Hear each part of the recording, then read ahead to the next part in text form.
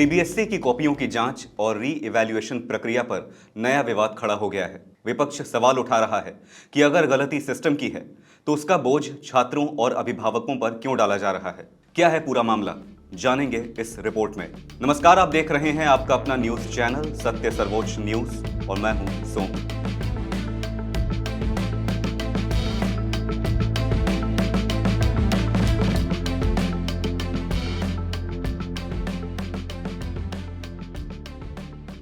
CBSE की उत्तर पुस्तिकाओं की जांच और री इवैल्यूएशन प्रक्रिया को लेकर देश भर में बहस तेज हो गई है। लोकसभा में नेता प्रतिपक्ष राहुल गांधी ने बोर्ड और केंद्र सरकार पर निशाना साधते हुए आरोप लगाया है कि छात्रों की शिकायतों और मूल्यांकन में संभावित गड़बड़ियों के बीच री इवैल्यूएशन और वेरिफिकेशन फीस के जरिए पैसा वसूला जा रहा है। राहुल गांधी ने सोशल मीडिया प्लेटफॉर्म एक्स पर पोस्ट करते हुए कहा कि अगर सीबीएसई की तरफ से मूल्यांकन में कोई गलती होती है तो उसे ठीक करवाने के लिए भी छात्रों को भुगतान करना पड़ता है। उन्होंने तंज कसते हुए कहा है, जेब कतरों से सावधान, आज वो सीबीएसई के अंदर बैठे हैं। राहुल गांधी ने फीस का पूरा ब्यौरा भी साझा किया।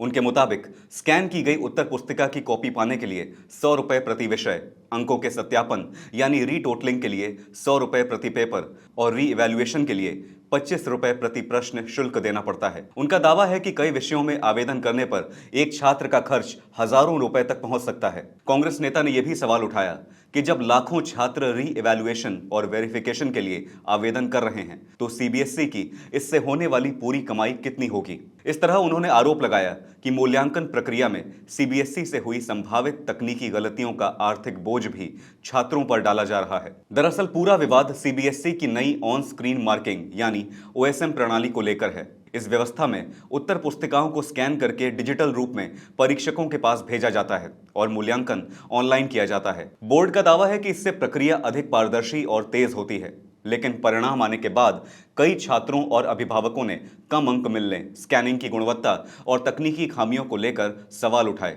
वहीं राहुल गांधी ने एक अन्य पोस्ट में दावा किया कि मई 2025 में जारी सीबीएसई के टेंडर में उत्तर पुस्तिकाओं की स्कैनिंग ऑटोमेटिक रोबोटिक स्कैनर से करने, बाइंडिंग सुरक्षित रखने और कम से कम 300 डीपीआई रेजोल्यूशन पर स्कैनिंग की शर्तें शामिल थीं। लेकिन बाद में जारी संशोधित टेंडर में इन शर्तों को बदल दिया गया। उनका आरोप है कि स्कैनिंग के मानकों को कम किया गया है और इससे उत्तर पुस्तिकाओं की गुणवत्ता प्रभावित हो सकती है। उन्होंने यह भी दावा किया कि कोएम्ट नाम की एजेंसी ने कई कॉपियों की स्कैनिंग मोबाइल फोन के जरिए की थी। राहुल गांधी ने पूरे मामले की स्वतंत्र और पारदर्शी जांच की मांग करते हुए कहा कि छात्रों के भविष्य से जुड़े मामलों में जवाबदेही तय होनी चाहिए और शिक्षा व्यवस्था को मुनाफे का जरिया नहीं बनाया जाना चाहिए। विवाद तब और बढ़ गया जब सोशल मीडिया पर कुछ उत्तर पुस्तिकाओं की तस्वीरें वायरल हुई। कई यूजर्स ने कॉपियों की गुणवत्ता, धुंधली इमेज और स्कैनिंग प्रक्रिया पर सवाल उठाए। कुछ छात्रों ने यह भी दावा किया कि उन्हें उत्तर पुस्तिकाओं तक पहुंचने में तकनीकी दिक्कतों का सामना करना पड़ा। हालांकि सीबीएसई ने राहुल गांधी के आरोपों को खारिज कर दिया है। बोर्ड ने कहा है कि लगाए गए आरोप भ्रामक और तथ्यों से परे हैं।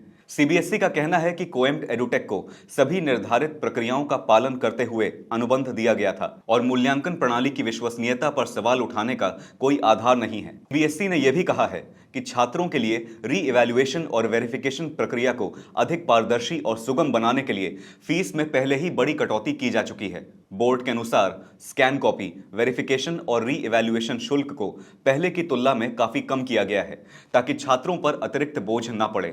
साथ ही अगर री इवैल्यूएशन के बाद अंक बढ़ते हैं तो शुल्क वापस करने का भी प्रावधान रखा गया है। इस बीच सीबीएसई ने पोस्ट रिजल्ट पोर्टल को मजबूत करने और तकनीकी खामियों को दूर करने के लिए आईटी विशेषज्ञों और साइबर सुरक्षा विशेषज्ञों की मदद लेने की बात भी कही है। बोर्ड का कहना है कि छात्रों को एक पारदर्शी और बिना तकनीकी बाधा वाली प्रक्रिया उपलब्ध कराना उसकी प्राथमिकता है। अब इस पूरे विवाद ने शिक्षा व्यवस्था में तकनीक के इस्तेमाल, पारदर्शिता और जवाबदेही को लेकर नई बहस छेड़ दी है। सवाल सिर्फ री इवैल्यूएशन फीस का नहीं है, बल्कि उन लाखों छात्रों के भरोसे का भी है जिनका भविष्य बोर्ड परीक्षाओं के परिणामों से जुड़ा होता है। फिलहाल सीबीएसई अपने सिस्टम का बचाव कर रहा है और विपक्ष जवाब मांग रहा है। लेकिन सबसे बड़ा सवाल यही है कि क्या तकनीक आधारित मूल्यांकन व्यवस्था छात्रों का भरोसा पूरी तरह जीत पाई है या फिर इस पूरे विवाद के बाद उसमें और सुधार की जरूरत है। आपकी इस मामले पर क्या राय है, हमें जरूर बताइएगा। फिलहाल इस खबर पर इतना ही। देश और दुनिया की बड़ी और अहम खबरों के लिए बने रहिए सत्य सर्वोच्च के साथ। लाइक, कमेंट, शेयर और सब्सक्राइब करना ना भूलें। अपना और अपनों का ख्याल रखें। धन्यवाद। जय हिंद।